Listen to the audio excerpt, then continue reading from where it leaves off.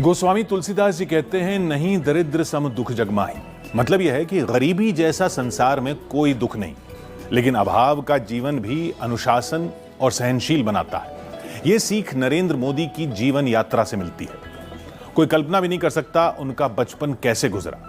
वडनगर के बाल नरेंद्र की जिंदगी के कई किस्से अब भी अनसुने हैं।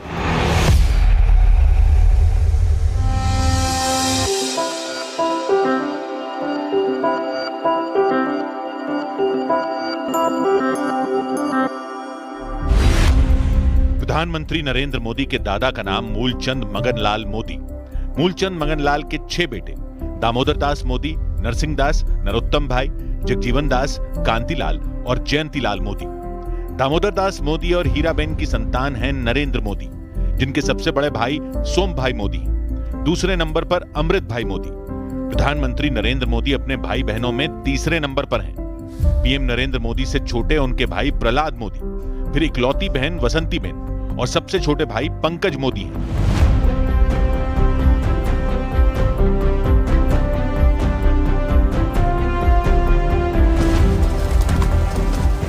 मोदी परिवार का पुश्तैनी शहर वडनगर है। यहीं नरेंद्र मोदी का जन्म हुआ।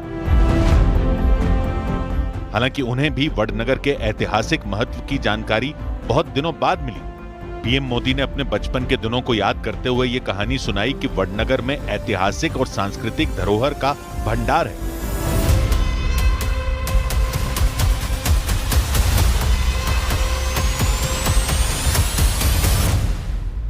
जब मैं स्कूल में पढ़ता था तो हमारे गांव के एक सज्जन थे।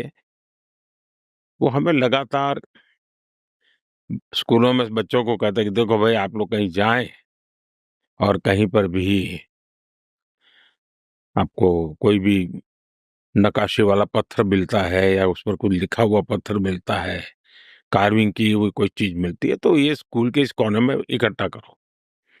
तो मेरा जरा उसमें क्यूरियोसिटी बढ़ने लगी, समझने लगा तो पता चला कि हमारा गांव तो बहुत ही पुराना है, ऐतिहासिक है।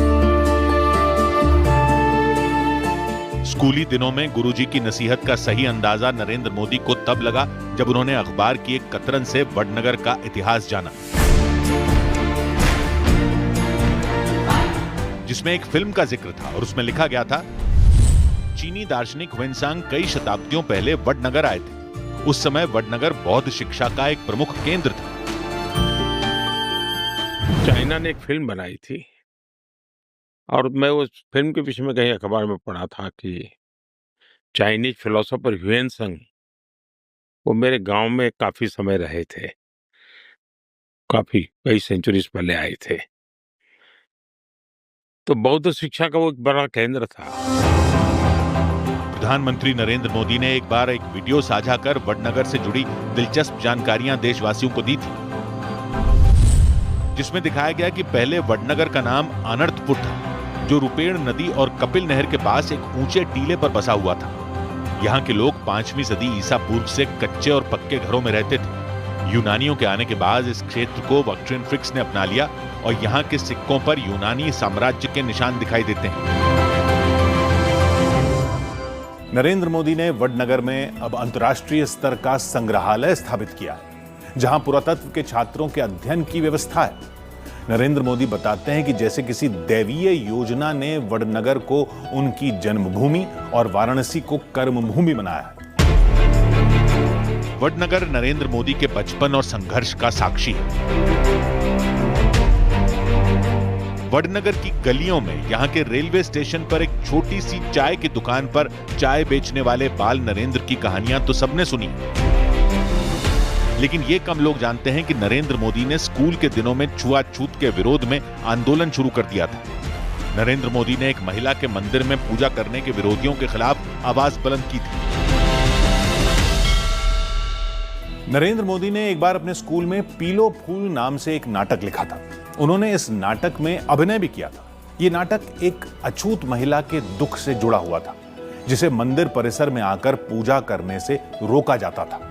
घर में एक महिला भी अगर शिक्षित है, शारीरिक रूप से सशक्त है, आर्थिक रूप से स्वतंत्र है, एक महिला गरीब से गरीब परिवार को भी गरीबी से बाहर निकालने की ताकत रखती है।